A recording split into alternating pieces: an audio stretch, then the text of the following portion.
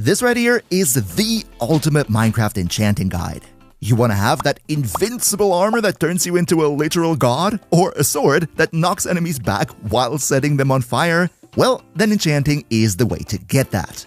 But enchanting is a big topic and there's a lot of things you can do wrong, so in this guide, I'm gonna explain everything. How enchanting works in the first place, all the enchantments in the game for every single item, and I also have some special tricks for you that most players don't know, but they will help you get much better enchantments and faster. So, let's jump right into it. First of all, what do we even need to get started?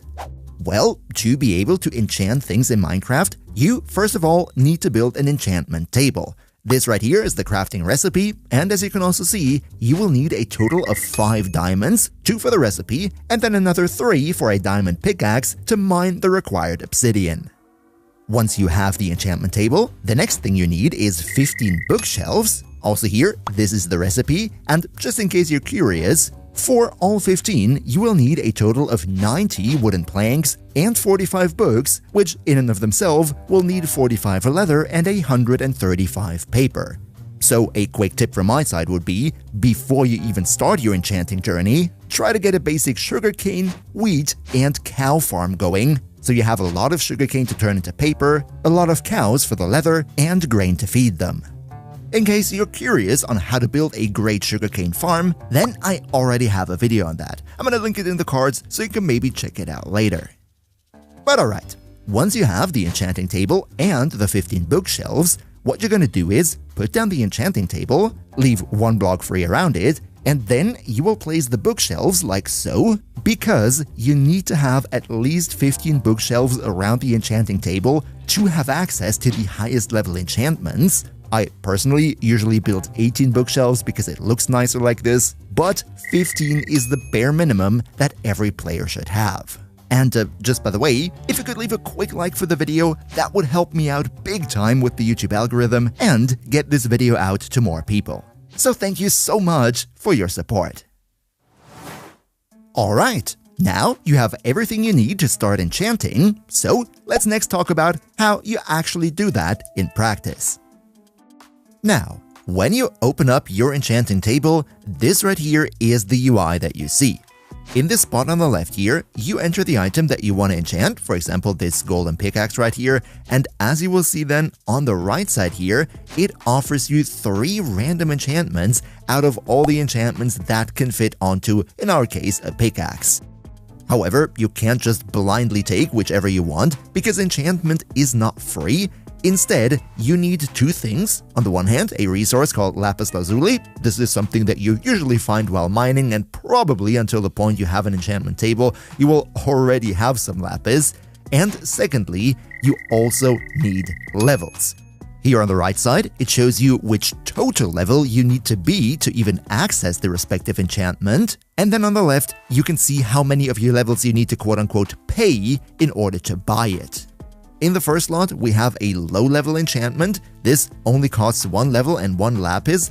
The mid-level one costs 2, and for the high-level enchantment in tier 3 here, you need 3 levels and 3 lapis lazuli to put that onto your pickaxe. We're just gonna do that right now, and what we see right here is, we got the fortune 3 that it said it would give us, but we received a second enchantment, efficiency 4. How can that be? Well, let me explain that right now. There's a certain system in the game that's called enchantability, which essentially means how likely it is that you will get additional free enchantments. Now, I don't want to go into too much detail on the enchantability mechanics because honestly, I don't think it is all too important. Just for completion's sake, in very basic words, what it means is, depending on the material that your item is made out of, the chance to get these additional free enchantments will be higher. The only little exception here would be, if you want to create netherite gear, then it's actually smarter to first upgrade your diamond stuff into netherite and then enchant it, because netherite has higher enchantability than diamonds, increasing your chances of getting multiple enchantments. But then again, in most scenarios you only want to enchant your diamond stuff anyway and don't bother with the rest, so I would say it's more nice to know than anything else. What is important to know though, very much so, is the thing that I'm gonna tell you next, and this is the part where most Minecraft players waste tons of resources and levels by doing it wrong, so let me tell you exactly how to do it right.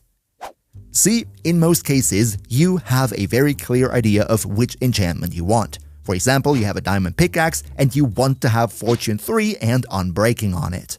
Now, the mistake that many players will make is that instead of enchanting the diamond pickaxe, they will spend tons of levels and lapis on enchanting books, hoping to eventually get that Fortune 3 and Unbreaking enchantment to then put it onto their pickaxe afterwards. But in reality, this is actually super inefficient because books can hold every enchantment in the game, making the chance of getting one specific one very low.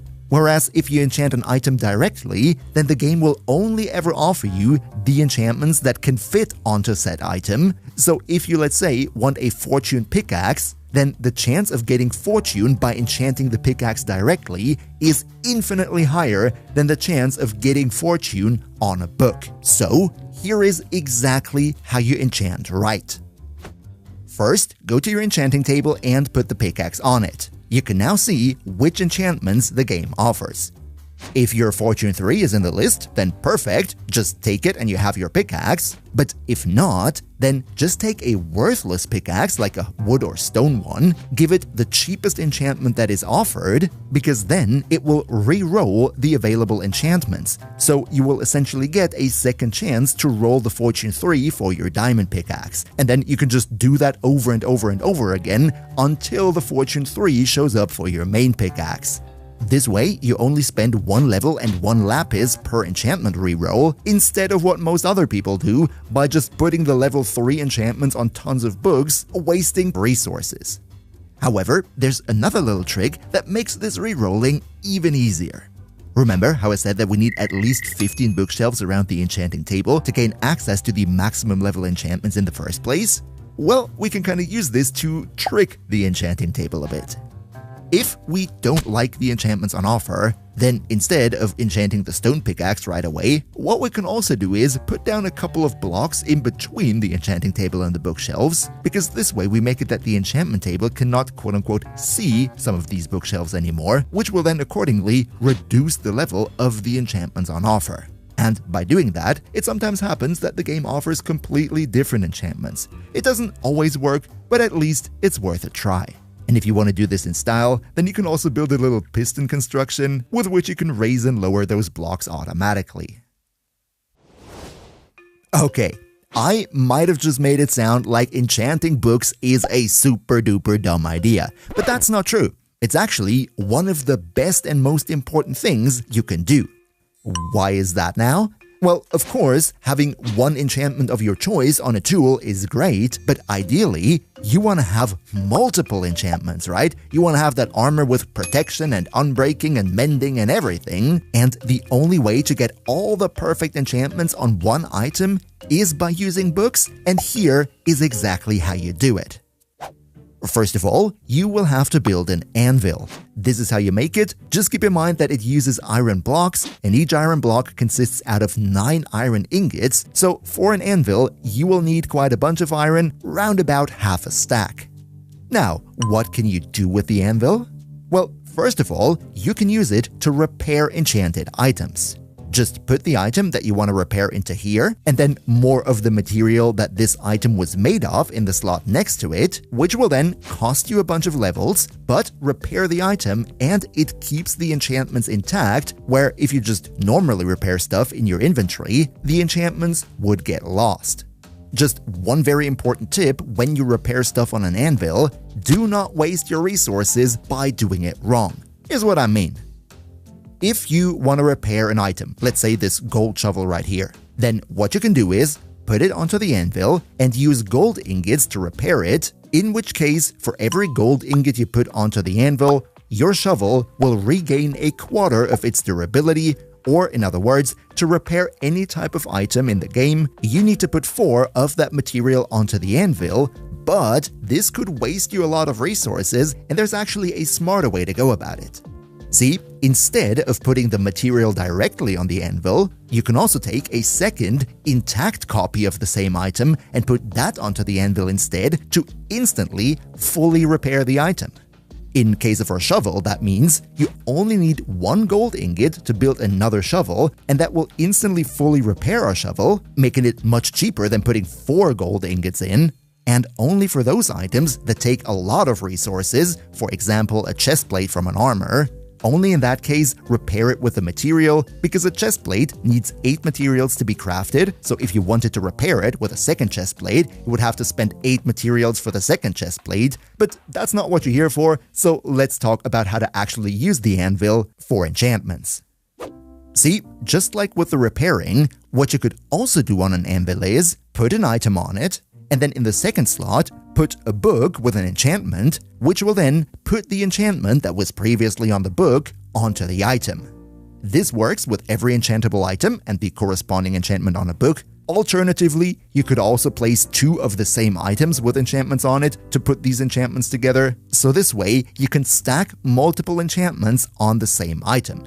For example, for our Fortune 3 pickaxe, you can take it, put it onto the anvil together with an Unbreaking book, and then you will get a Fortune 3 Unbreaking 3 pickaxe. Want to make that more efficient? Well, you can take the same pickaxe and put it on the anvil with an Efficiency book, and now you have a Fortune, Unbreaking, and Efficiency pickaxe. This way, you step by step create the perfect item. But that's still not all. Another important feature is that you can level up your enchantments with the anvil. For example, if you have 2 items and both of them have Unbreaking 2 on them, you can put them together on the anvil, and then this will combine the 2 Unbreaking 2s into 1 Unbreaking 3. Just one very important thing to keep in mind, every time you use the anvil with an item, this will cost you levels, and the more often you put the same item onto the anvil, the higher the cost will be. So you can't infinitely put the same item onto the anvil. In fact, if you want to have, let's say, that perfect armor piece with protection and unbreaking and mending and all whatnot, then the worst thing you could do is take the armor, put the first enchantment onto it, take the armor, put the second enchantment onto it, take the armor, put the third enchantment onto it. This will waste tons of levels, so here is how you do that right. Let's say, for example, you want to have a chestplate with Unbreaking, Protection, Mending, and Thorns. 4 different enchantments. As I just said, the worst idea would be to take all these 4 enchanted books and put them onto the armor individually. Instead, what you want to do is, first of all, enchant the armor directly and see what you can get. Only then will you go to the anvil and finish your job with the books. Take 2 of the books and put those together on the anvil to create 1 book that has 2 enchantments on it, and then do the same thing with the other 2 books, making it so that you have 2 magic books with 2 enchantments each, and then put your armor on the anvil with the first book, and then repeat that with the second. This way, you also get the same 4 enchantments onto the armor, but it will save you an incredible amount of experience. That not only goes for armor, with just an example, that goes for every item that you want to have multiple enchantments on. Now, when you do this method, there is one very, very important thing that you need to keep in mind, or you're just going to waste tons of levels. Whenever you combine 2 items on an anvil, then before you take the enchanted item out, try to swap the positions of the 2 initial items and see if you can make it cheaper this way. In some situations, as you can also see in the background right here, you're already gonna save a bunch of levels. But that's not it. When you do it the way that we just showed, by combining books first and then applying them to our items, then you also gotta make sure to always combine one expensive enchantment together with a cheaper one like Mending or Unbreaking on a book. Don't take 2 expensive enchantments on one and 2 cheap enchantments on the other book. Split them out evenly to reduce the overall level cost. So yeah, we now know how to use the anvil to put multiple beautiful enchantments on the same item. However, there is one more tool in the enchantment toolbox that we haven't talked about yet, and this is actually crazy underrated. I don't know why so many players never use it, and that would be the grindstone. So let me show you why this is such an insane life hack. To put it very simply, the grindstone is essentially the opposite of the anvil. You can put any enchanted item onto it, and then it will just grind away the enchantments, leaving you with a normal item again. But when you remove the enchantments, you actually gain a bit of experience back from that. Now, why is removing enchantments so good now? Well, first of all, similar to the anvil, you can also use the grindstone to repair your enchanted tools. Main difference here being that, on the anvil, you spend levels to repair the enchanted items, but the enchantments stay on the item, whereas on the grindstone, you can repair the item, but it will lose its enchantments. Now, why would you want to do this? Well, if you can't afford to repair on an anvil, or you simply just don't want to do that, then doing it on a grindstone instead of the normal inventory variant is actually much better, because while in both situations you lose the enchantments, if you do it on the grindstone, you will actually get some levels back. But to be fair, that's just a little side fact. The much more important use case would be this here. Well, remember what we initially said? If you want to enchant an item, then it's smarter to enchant the item directly instead of using books right from the start. Well, with the grindstone, you can essentially remove errors. Let's take our example with the armor from the anvil again. Let's just say you got a second enchantment at the same time, and that is something that you didn't want on your armor. Essentially, this would ruin the armor piece for you.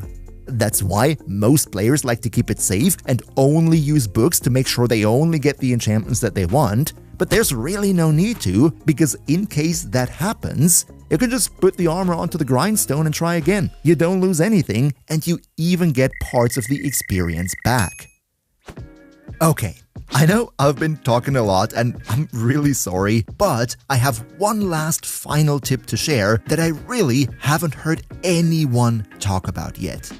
Remember how earlier in the video we said that you can re-roll the enchantments that the enchanting table offers you by simply putting a cheap enchantment on a useless item? Well, in that example, we used a stone pickaxe for this. But now that we learned about the grindstone, there's actually a much better way to do this. See, when we earlier talked about the enchantability mechanic, we found out that depending on which material your item is made of, there is a higher chance to get additional free enchantments whenever you put it on the enchanting table. And as this table here clearly shows, golden items and armor have by far the highest enchantability. Now, what does this mean for us? Well, instead of using stone tools to re-roll the enchantments, it is actually much better to use gold items whenever we can. With their higher enchantability, we have a much higher chance of getting additional enchantments on it, which means when we then throw this dummy item onto the grindstone, we actually get more levels back because there were more enchantments on it. Alright, you now know how the entire enchantment process works and how to most efficiently do that. But you might be wondering, which enchantments do I even want on my items? So how about we go over all the enchantments in the game now. I'm going to explain to you what each and every one of them does and tell you which are the best. Starting out, I want to do with two universal enchantments. These basically can go on any item out there, and that would be, on the one hand, Unbreaking. This one is pretty self-explanatory. It makes it that the durability of your item doesn't go down as fast. If you have something that you want to use long term, definitely put Unbreaking 3 onto it. And then the second universal enchantment, and in my opinion, probably the best and most convenient one in the game, would be Mending. This one makes it that whenever you gain experience, that experience is automatically gonna repair your equipped items without you having to do anything. This way, you don't have to spend tons of levels on the anvil, and you can effectively use your favorite items forever. Only little problem is that mending can't be accessed through the enchanting table. Instead, you have to find an enchanted mending book out in the world, or if you get lucky, you can also find a librarian villager who you can buy it from. And by the way, if you want to learn more about villager trading in general, then I already have a full playlist of videos on that. I have a guide on how to make a villager breeder, how to create a trading hall, and turn every villager into librarians so you can gain access to all the enchantments in the game. I'm going to try to put you all these videos in the card so you can check them out later if you like, but definitely make sure to also leave a sub for the channel to not miss any future tutorials. Welcome to the crew! The next category of enchantments I want to talk about are all the enchantments related to armor, and starting out here I want to do with those that help you protect yourself, those being protection, blast protection, fire protection, and projectile protection, where the normal protection is just universal across the board, whereas the other three are specific towards certain damage types, and very important, you can only ever have one of these four on the same item at the same time, so they're exclusive. My personal recommendation is just put normal protection onto everything because that does the job just fine. Only if you have a specific scenario where you know you will be exposed to specifically only one type of damage, then you might be able to build yourself a specific armor set just for that. Outside of that, just go with normal protection. Up next, we have Thorns. This enchantment goes onto all armor pieces too, and it makes it that whenever you take damage from an enemy, that enemy takes a bit of damage themselves. It is quite funny, but if you don't have mending, then I wouldn't recommend putting that on your armor because it will reduce the durability even faster. On helmets, you have access to two special enchantments, those being Respiration, which makes it that you have more breath underwater. Very nice, would definitely recommend that. As well as Aqua Affinity. This makes it that you can mine blocks much faster while being underwater. Perfect for any underwater cave exploration. Then another cool enchantment on your pants would be Swift Sneak. This makes it that while you're sneaking, you're actually moving faster, and on top of that, it also increases your crawling speed, so perfect if you want to go crawl mining for those diamonds. But also here, this is considered a treasure enchantment, meaning you can't get it from the enchanting table. Instead, you have to find it on enchanted books, and those books can only show up in ancient city loot chests. As for the boots, the last piece of armor, there is quite a bunch. On the one hand, we have Feather Falling. This specifically reduces fall damage, absolute highest priority because we all know how deadly fall damage can be, right? But it also has access to another treasure enchantment called Soul Speed. This makes it that you can move faster on soul sand in the Nether, and this enchantment can either be found on enchanted books in Bastion Remnant chests, or, if you get lucky, you could barter with piglins in the Nether, and sometimes they will give you a Soul Speed book. And then finally, there are two more enchantments for boots, those being Depth Strider and Frostwalker. Depth Strider just makes it that you move through water much faster, definitely one of my favorites, whereas Frostwalker allows you to walk over water by turning the water under you into ice. I personally think it's not all that useful in the overworld, but it has a hidden additional feature which makes it that with Frostwalker boots, you can walk on magma blocks without taking damage. If you explore the Nether or you want to build a gold farm, then I would highly recommend getting that on your boots. It's a treasure enchantment and you can find it in jungle temples, strongholds, or you could get it by fishing or trading with a librarian. So much for the armor. Let's next talk about weapons, starting out with the sword, where the first and most prominent class of enchantments would be those that increase your damage, like for example Sharpness, that increases damage across the board, Smite, that gives you an even bigger damage bonus, but only against undead enemies, like zombies or skeletons, and thirdly, Bane of Arthropods. This is a specific damage bonus only against spider-like creatures and silverfish. All of these three are also exclusive, meaning if you choose one of them on your weapon, you can't use the other two. Oh yeah, and by the way, these three enchantments are not only available for swords, but also for maces, spears, and axes. But when it comes to the axes, then in Java Edition, the only way to get these combat enchantments onto the axe is with a book and an anvil. They will not appear at the enchantment table. Up next, we would have a Fire Aspect, which is an enchantment that sets the enemy on fire if you hit them. It sounds cool, but the damage over time it deals is really nothing to write home about. Knockback, which, as the name suggests, knocks the enemy further back. Perfect if you want to hunt down creepers, so they don't just instantly set themselves off next to you. Looting, which makes it that whenever you take out an enemy with your sword, you will get more drops out of them. And finally, Sweeping Edge. This makes it that when you sweep through multiple enemies at the same time with your sword, that sweeping damage is going to be increased. Of course though, Sweeping Edge only exists in Java Edition because of this whole mechanic with hitting multiple enemies with one swipe that doesn't exist in Bedrock. Oh yeah, and looting isn't sword exclusive anymore, that can now also be put on the spear, as well as the fact that Fire Aspect goes on the spear as well as the mace too. The next weapon to talk about would be the mace. This one, as we just said, can have Bane of Arthropods, Smite and Sharpness too, but it also comes with its own 2 enchantments for damage increase, those being Density and Breach.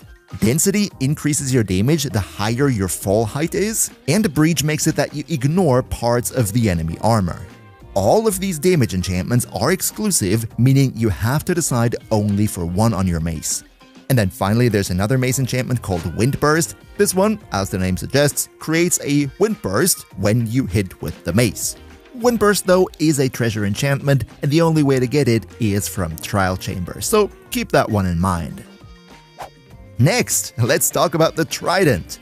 This one has some very special enchantments, for example, Channeling. If there's a thunderstorm going on outside and you hit an enemy with the trident, then you wield the power of a Greek god by summoning a lightning strike onto that enemy. Very cool, but exclusive with the next one called Riptide, with which you can launch yourself with the trident at the enemy when you're underwater or in the rain. You can only choose one of these 2 enchantments, so pick wisely. And then finally, we have Impaling, which increases your damage, as well as Loyalty, that makes it that the trident returns to you. However, also here, Loyalty is exclusive with Riptide, so keep that one in mind. And then lastly, let's also talk about the newest melee weapon in the game, and that would be of course the Spear.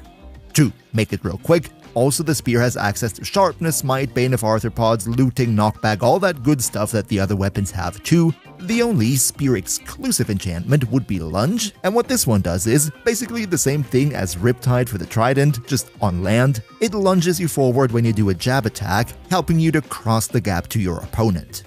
Just a quick side note here, doing this makes you hungry faster, and it also consumes a bit of durability on your spear. As for the ranged weapons, we have the bow, where you increase the damage with the power enchantment. You can set enemies on fire using the flame enchantment. Punch is the knockback version for the bow, and the last one is a specific bow enchantment called Infinity.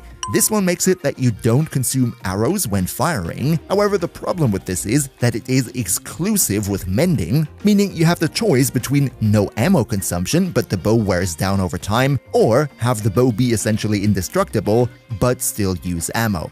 This is a hotly debated topic, so why don't you let me know in the comments down below which of the 2 you prefer. As for the crossbow, Quick Charge makes you, charge the crossbow quicker, definite recommendation from my side. And then you can choose between Piercing and Multi-Shot. Multi-Shot fires 3 arrows at the same time in a little cone in front of you, and Piercing makes it that 1 arrow can go through enemies and hit multiple enemies if they're standing in a row. Also here, these 2 are exclusive, but I can imagine there are situations for both of them. And last but not least, let's also talk about tool enchantments, something that is actually very important, where first of all, we have 3 enchantments that you can put on every tool in the game, those being Efficiency, essentially allowing you to destroy blocks faster, Fortune, which increases the chance to get more drops out of a block. This one is incredibly important on pickaxes, so you can get much more ores and diamonds. And finally, you have Silk Touch, which makes it that if you destroy a block, it won't break, but instead you will get the block itself in your inventory. Isn't honestly used all that much, but I still think you should have some Silk Touch tools in your arsenal. And finally, we have the Fishing Rod with Luck of the Sea. This one makes it that you have a higher chance of actually getting good stuff out of the water, and Lure, which makes fish bite more frequently. And if you want to have a dedicated guide focused on only how to perfect the enchantments for your armor, then you can find that right here. See you next time, and until then, craft well!